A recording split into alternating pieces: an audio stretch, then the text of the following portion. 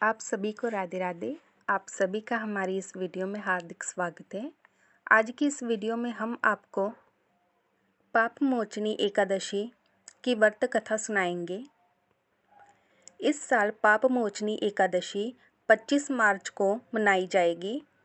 माना जाता है कि इस दिन व्रत रखने और भगवान विष्णु की पूजा करने से उनका खास आशीर्वाद मिलता है।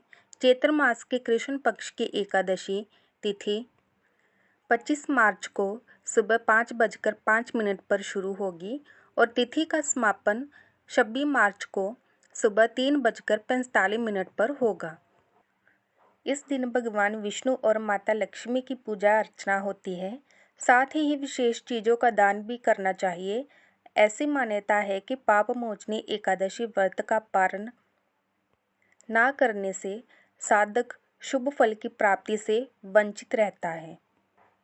जो भी लोग श्रद्धा भाव से एकादशी का व्रत रखते हैं वह उत्तम लोक को जाते हैं और पुण्य प्रभाव से वह मुक्ति को भी प्राप्त हो जाते हैं। इस एकादशी का व्रत करके श्रद्धा और सामर्थ्य के अनुसार दान करना चाहिए। अब मैं आपको पाप मोचनी एकादशी की व्रत कथा सुनाऊंगी जो इस प्रकार है। सनातन धर्म के कैलेंडर विक्रम संवत के अनुसार ये पहली एकादशी होती है, अर्थात यहाँ से ही सनातन धर्म के अनुसार पहली एकादशी की शुरुआत होती है। युधिष्ठिर महाराज ने भगवान श्री कृष्ण से चैत्र मास की कृष्ण पक्ष की एकादशी के बारे में जानने की इच्छा प्रकट की तो वे बोले, राजेंद्र, मैं तुम्हें इस विषय में एक पापनाशक उपाख्यान सुनाऊंगा जिसे चक्रवर्ती नरेश मानदाता के पूछने पर महर्षि लोमश ने कहा था। मानदाता ने पूछा, भगवन, मैं लोगों के हित की इच्छा से ये सुनना चाहता हूँ कि चैत्र मास के कृष्ण पक्ष में किस नाम की एकादशी होती है, उसकी क्या विधि है तथा उससे किस फल की प्राप्ति होती है। कृपया ये सब बातें मुझे बताइए।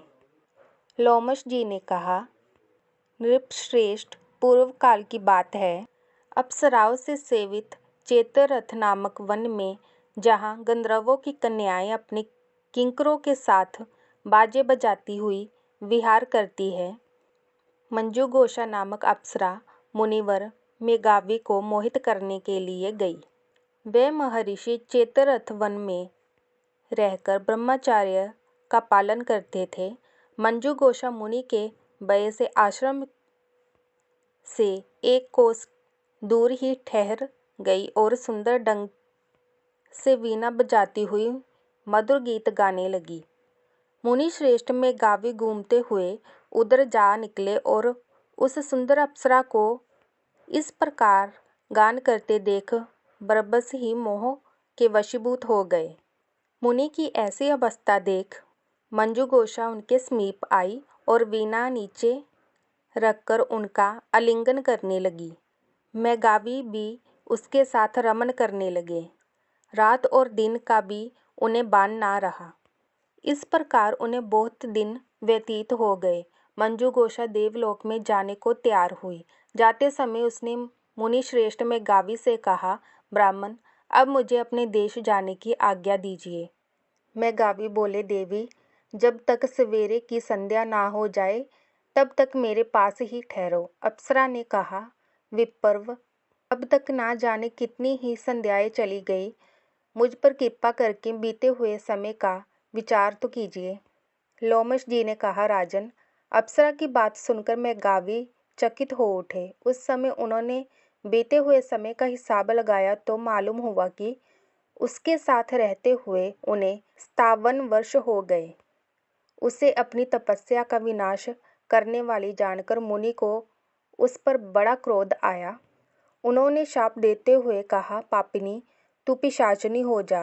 मुनि के शाप से दग्ध होकर वह विनय से नतमस्तक हो बोली, विप्रवर, मेरे शाप का उद्धार कीजिए। 7 वाक्य बोलने या 7 पद साथ साथ चलने मात्र से ही सत्पुरुषों के साथ मैत्री हो जाती है। ब्राह्मण, मैं तो आपके साथ अनेक वर्ष व्यतीत किए हैं, अतः स्वामिन मुझ पर कृपा कीजिए। मुनि बोले, बद्रे क्या करूं? तुमने मेरी बहुत बड़ी तपस्या नष्ट कर डाली है। फिर भी सुनो, चैत्र कृष्ण पक्ष में जो एकादशी आती है उसका नाम है पाप मोचनी। वह शाप से उद्धार करने वाली तथा सब पापों का क्षय करने वाली है। सुंदरी, उसका व्रत करने पर तुम्हारी पिशाचता दूर होगी। ऐसा कहकर मेघावी अपने पिता मुनिवर चयवन के आश्रम पर गए। उन्हें आया देख चयवन ने पूछा, बेटा यह क्या किया? तुमने तो अपने पुण्य का नाश कर डाला।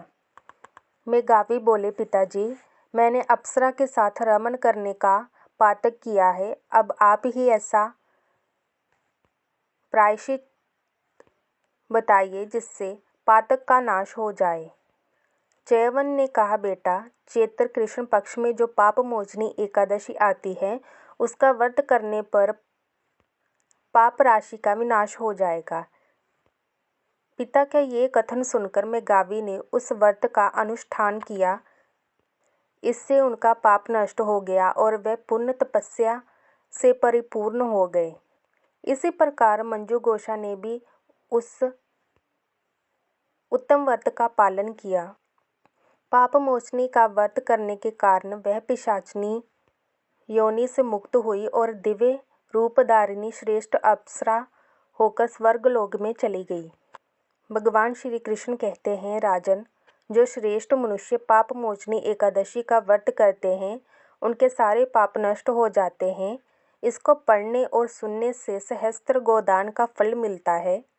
ब्रह्मा हत्या, स्वर्ण की चोरी, सुरापान और गुरु पत्नी गामी या गुरु पत्नी गमन करने वाले महापातकी की भी इस व्रत को करने से पाप मुक्त हो जाते हैं।